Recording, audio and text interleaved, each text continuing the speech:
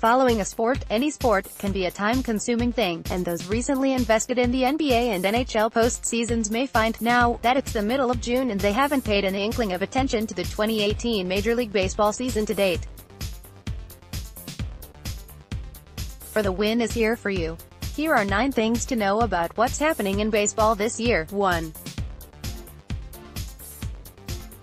The L is mostly what we thought it'd be. AP photo, Charles Krupa. With roughly a third of the majors in rebuilding mode entering the season, it looked far easier than usual to guess both leagues' postseason clubs before any team played a single game in 2018.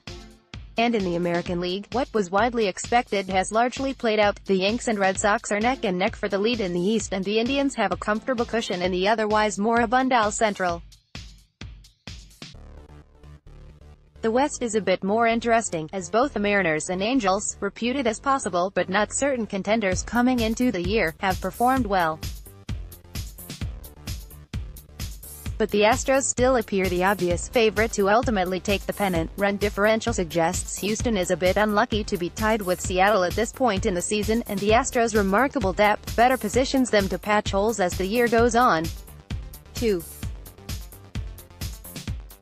But the NL is not. Atlanta Braves infielders Johan Camargo, left, and Dansby Swanson, Dale Zanine. USA Today Sports. Both the Nationals and Dodgers are playing well now, but their slow starts combined with some surprise early season successes elsewhere have the National League postseason picture appearing a bit murkier. The upstart Braves have cooled off a bit but still sit tied with the Nationals atop the NL East. The Central, widely presumed the Cubs' circuit to lose in March, now has the makings of a thrilling pennant chase between Chicago, Milwaukee and St. Louis. And until if and when the Dodgers get healthy, the West looks wide open, with the entire division currently within 5.5 games of the first-place Diamondbacks. There's still plenty of time for the super teams to pull away, but the close ranks in all 3 divisions suggest at least one of them should stay interesting into September. 3. Mike Trout remains the best. AP photo, Kelvin Kuo. If you've paid even cursory attention to Major League Baseball over the past few years, you probably know by now that Mike Trout is the best player on the planet.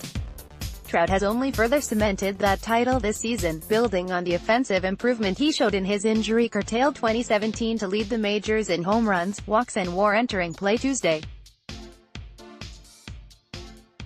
The GOAT watch remains very much on for Trout at age 26. Trout's about to make his 7th All-Star team in as many seasons. He's looking like the favorite to take his 3rd AL MVP award, and there's some chance his 2018 will wind up the greatest season of any position player in MLB history by wins above replacement. In that metric, Trout was the best player ever at his age every year until last year, when a wrist injury cost him a chance to keep pace with Ty Cobb. Barring another disabled list stint, he should surpass Cobb again at some point this year and establish himself as the most valuable player ever through his age 26 season. 4. There's lots of hand-wringing. Let's just agree these fans are not dancing but, in fact, just very angry about infield shifts. Jake Roth, USA Today Sports. It feels like an overwhelming majority of baseball broadcasts in 2018 feature a former player-turned-analyst lamenting the way the game is today, decrying the infield shifts that rob hitters of slap singles, the frequent strikeouts, and the heavier use of bullpens. It's a bit baffling, as you'd think the people televising baseball games would prefer their broadcasters hype the product more often than they rip it.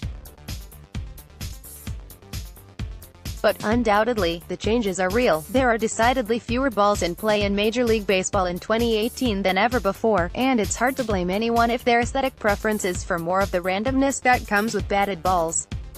All these perceived problems reflect the direct products and the byproducts of a recent explosion of talent, knowledge, information, and technology throughout the sport. Players and teams are getting better faster than ever before, and the game, in constant flux, always has been changing just as rapidly. There's been some talk of rule changes like banning defensive shifts, but until they come, understand that wanting the game to go back to the way it was in the late 20th century essentially means wishing players and teams were not as good at trying to win baseball games. 5. Bryce Harper is hitting .228 in his contract year. Bryce Harper, AP photo, JC. Harper has hardly been terrible. He leads the National League in walks, so his on-base percentage is a sturdy .360 despite the low batting average, and he has 19 homers. But he has been slumping for more than a month now, and after drawing a ton of free passes in April, he's demonstrated a worrisome, and atypical, lack of plate discipline since the first week of May. He's an excellent player, but the evidence is mounting to suggest Harper is just not quite the guy people hoped he'd be when he came into the league in 2012 or after his MVP campaign in 2015. Harper, for all his charisma, has been for the most part a very good but not transcendently great hitter and a solid defender in an outfield corner. He's young enough and good enough that he should still command great riches in the off-season, but he's no longer really the obvious jewel of his free agent class. 6.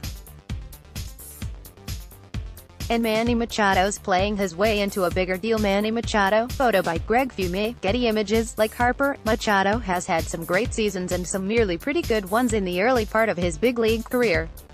But unlike Harper, Machado is having his best offensive season at exactly the right time. At age 25, the infielder is on track for new career bests in home runs, batting average, on-base percentage and slugging. He's playing shortstop this season after establishing himself as a superlative defender at third base, and he hasn't seen the disabled list since 2014.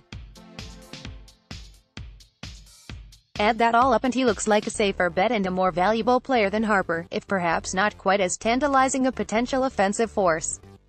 The Orioles have the worst record in the majors, and they'll almost certainly get more value back by trading Machado than they would by letting him walk in free agency. Which is to say, you're going to hear the name Manny Machado a lot over the next 6 months or so. First, he'll be the most coveted trade target, then he'll be a key player on a postseason contender, then he'll be seeking free agent megabucks. 7. Pitching staffs are changing. Josh Hader, Denny Medley, USA Today Sports. That dude in the photo there is named Josh Hader, and he has been a huge part of the Brewers' success this season while working exclusively out of their bullpen. A deceptive lefty with unprecedented strikeout rates, Hader typically operates in multi-inning relief stints to preserve close leads. Milwaukee is 21-0 in games he has pitched in 2018, and is emblematic of an ongoing shift in pitcher usage. For the majority of the last 30 years in baseball, Hader's dominance in a setup role would compel his club to make him a closer or stretch him out to start games.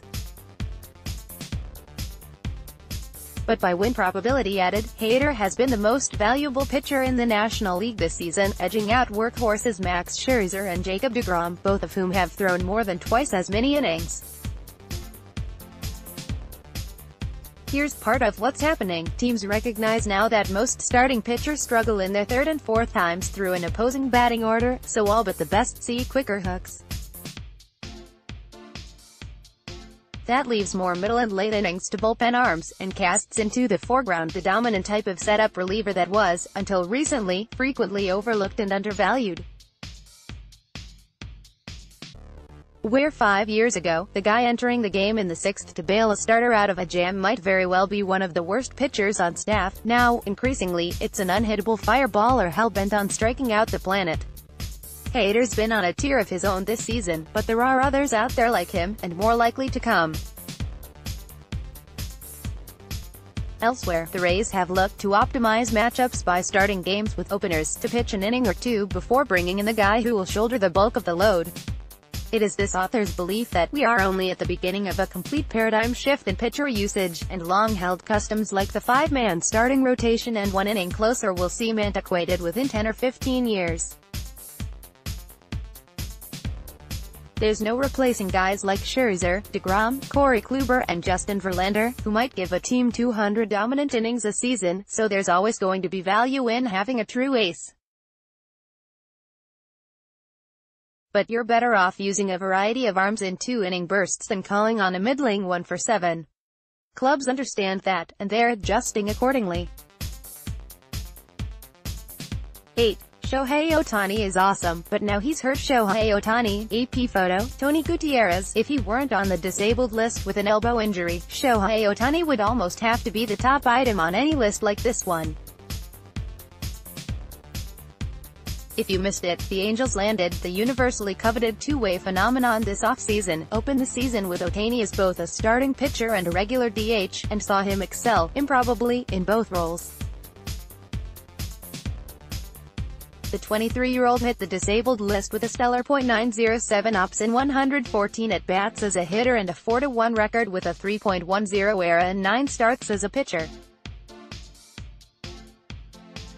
It's totally nuts. This guy can really do both. He hits massive homers and throws 100. Crazy good athlete, too. Injuries like Ohtani's frequently lead to Tommy John surgery, which would likely mean a disappointing lack of full-capacity Ohtani on the big league landscape until the start of 2020. But Angels teammate Garrett Richards and Japanese countryman Masahiro Tanaka, among others, have successfully rehabbed UCL injuries without going under the knife. The Angels say they will re-evaluate Ohtani in a few weeks. 9. The Astros starters have been ridiculous. Houston Astros pitchers Justin Verlander, left; Jarrett Cole, center; and Dallas Keuchel, AP photo, Jeff Roberson. Justin Verlander appeared on a Hall of Fame trajectory before he landed in Houston in late August of last season, but the 35-year-old somehow appears wildly improved since joining the Astros. In 164 total regular season and postseason innings with his new club, Verlander is 17-3 with an astonishing 1.54 ERA. He fronts a starting staff that is on track to set a new all-time high mark for strikeout rate and yield the lowest ERA of any American League starting rotation in 3 decades. Newcomer Jarrett Cole has been nearly as dominant as Verlander. Dallas Keuchel, a 2-time All-Star and former Cy Young winner, now appears arguably the 5th best starter on his team's staff. And no Astros starter has yet missed a turn in the rotation this season. Bonus fact, Bartolo Colon is still going. Bartolo Colon, Joe Nicholson, USA Today Sports Big Sexy turned 45 in May, and recently tied Juan Marichal for the all-time record for wins by a Dominican-born pitcher. Now a member of the Texas Rangers rotation, Colon is very much doing his thing, throwing fastballs, walking no one, spreading joy. There are creeping indicators, most notably an alarming home run rate, that suggest he won't be able to do it forever, so enjoy Colon's improbable career while it lasts.